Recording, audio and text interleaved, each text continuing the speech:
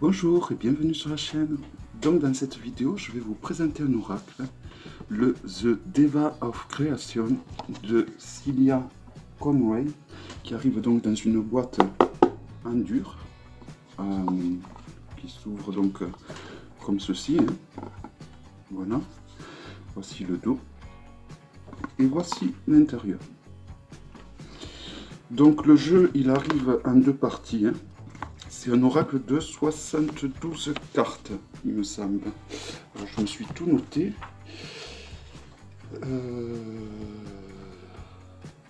71 cartes. Voilà. Donc, c'est la créatrice qui a fait le magnifique The Shimmering Veil Tarot. Celui-ci, qui est vraiment mon tarot coup de cœur de l'année avec le Bonnet Stone. Et l'Intuitive Tarot, qui sont deux tarots magnifiques avec une qualité de cartes rien à redire. Pour ce qui est de l'oracle, au niveau des illustrations, on va rejoindre la qualité de ces tarots, mais la qualité des cartes, cette recréatrice m'avait habitué à une meilleure qualité. Les cartes sont de très bonne qualité, mais elles sont de moins bonne qualité que les tarots qu'elle a créés. Donc, il est livré avec un livre en couleur, où il y a tout qui est expliqué dedans. Donc vous voyez, pour chaque arcane, pour chaque carte, pardon, vous avez tout qui est expliqué. Vous avez des tirages également à la fin du livre. Vous en avez plusieurs qui sont intéressants à faire, franchement. Vous en avez, il y a même des exemples, donc ça c'est un gros plus. Voilà, vous avez un tirage en 3 cartes. Et un tirage un peu plus complet, donc en 6 cartes. Voilà. Voilà, donc un très beau guidebook. Donc c'est un tarot qui va parler un peu de l'univers, peut-être du macrocosme et du microcosme, j'ai envie de dire, de la partie la plus grande de l'univers à la partie la plus petite. Vous allez comprendre lors de la présentation des cartes. Bon, pour revenir sur le livre, donc c'est un très joli guidebook en couleur, un guidebook bon, tout en anglais, de 80 pages. Donc il y a tout qui est expliqué, il y a les différents univers qui sont expliqués, parce que c'est divisé en plusieurs univers. Vous allez avoir l'univers des divinités, l'univers des angéliques, ensuite vous avez la qualité transcendante, la qualité ambivalente, après vous avez les planètes, les saisons, le royaume des humains, le royaume végétal, le royaume animal, le royaume minéral. Et après on arrive à l'invisible. Donc je vais vous montrer ça au fur et à mesure. Voilà. Et donc tout est bien. Vous voyez là, vous avez le chapitre donc des planètes et de l'univers. Et ainsi de suite. Donc tout est bien expliqué. Les dessins sont magnifiques, vous allez voir. Donc les cartes sont de bonne qualité, mais bon, elles sont beaucoup moins bonne qualité que le tarot. Voici le dos, très joli, qui correspond très bien au thème du jeu.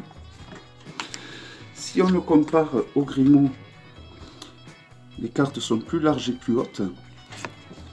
Et donc c'est parti pour la présentation, dont les cartes sont numérotées.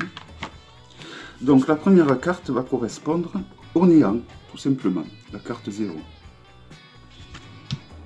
Ensuite, la seconde carte va correspondre donc à la divinité.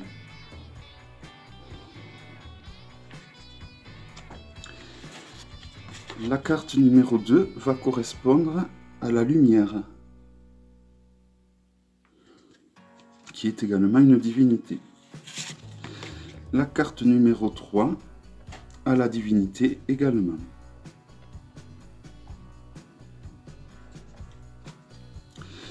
La carte numéro 4, c'est la création. La numéro 5, donc là, à partir de là, nous arrivons au royaume angélique. Avec là, d'ailleurs, vous pouvez voir qu'il y a un ange dessiné sur la carte. Donc cette carte correspond à la grâce. Donc elle correspond à la catégorie angélique et elle s'appelle la grâce. Celle-ci est Eros.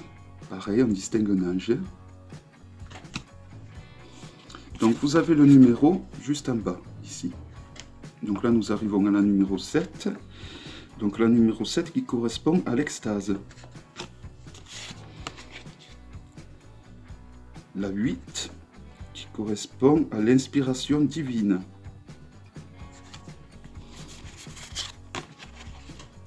La numéro 9. Alors la numéro 9 qui correspond au monde. La numéro 10 qui correspond à la compassion ainsi qu'à Raphaël. La numéro 12 correspond à Gabriel. Non, pas la numéro 12, la numéro 11, je me trompe, la numéro 11 correspond à Gabriel. La numéro 12 correspond à Michael. Et enfin, la numéro 13 qui correspond à l'abondance. Donc voici pour le royaume angélique, pardon. Ensuite, nous arrivons au royaume des lois fondamentales. Donc avec la 14 qui va correspondre aux ordres, à l'ordre et au chaos. En fait, dans cette série-là, vous avez l'opposé de la carte sur chaque carte. Donc la numéro 15 qui va correspondre donc à la croissance et à la décomposition. Vous voyez, vous avez chaque fois un mot-clé assez paradoxal de l'autre. Deux mots-clés, je veux dire. La numéro 16 qui va correspondre à l'espace-temps. Pas pour les deux dernières, donc celle-ci et l'autre. Et la dernière qui correspond à l'éternité. Donc voilà, ces quatre cartes correspondent donc aux lois fondamentales. Ensuite, nous arrivons à l'élément, aux éléments. Donc là, nous avons l'esprit. La 19 pour le feu. La 20 pour l'air. La 21 pour l'eau. La 22 donc pour la terre. Alors ensuite nous arrivons aux qualités transcendantes avec la 23 qui va correspondre à la renaissance. Ensuite nous avons la 24 qui est l'initiateur. Ensuite nous avons la 25 qui est le témoin. Ensuite, nous avons le 26 qui est le gardien. Ensuite, nous avons le 27 pour la métamorphose. Le 28 pour le courage. Le 29 pour la vision ou oiseau de nuit. Et pour finir, la 30 qui est danse avec Kali. Kali qui est une déesse hindoue de la destruction. Voici donc pour les qualités transcendantes. Donc maintenant nous allons arriver aux qualités ambivalentes. Donc avec la numéro 31 qui va correspondre à la nuit noire. Ensuite nous avons la numéro 32 qui va correspondre au titan. La 33 qui va correspondre à l'ambivalence. La 34 à l'oiseau de nuit. Non, je me trompe.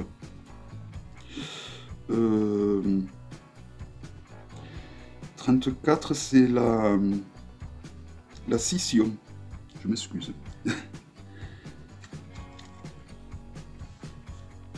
Et 35, l'ombre. Voilà donc pour les qualités ambivalentes. Et alors à part, nous avons le... Là, nous arrivons à l'univers, aux planètes. Donc le cosmos. Pour le 34. Le 34, je dis n'importe quoi. Pour le 36. 37, nous avons la nébuleuse.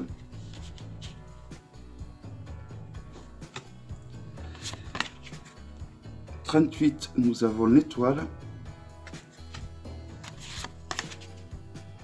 39, le soleil.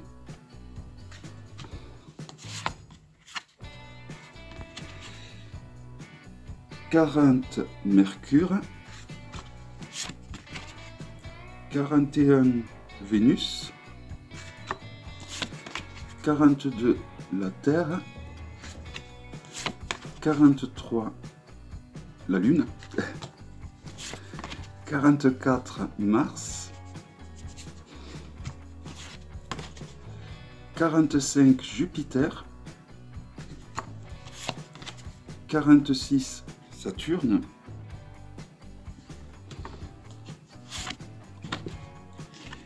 47, Uranus.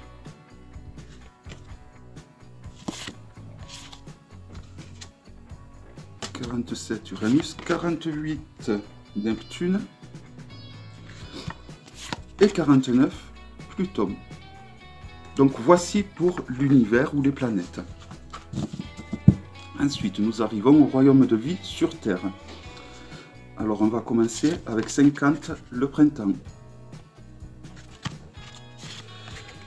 Ensuite 51, l'été. 52,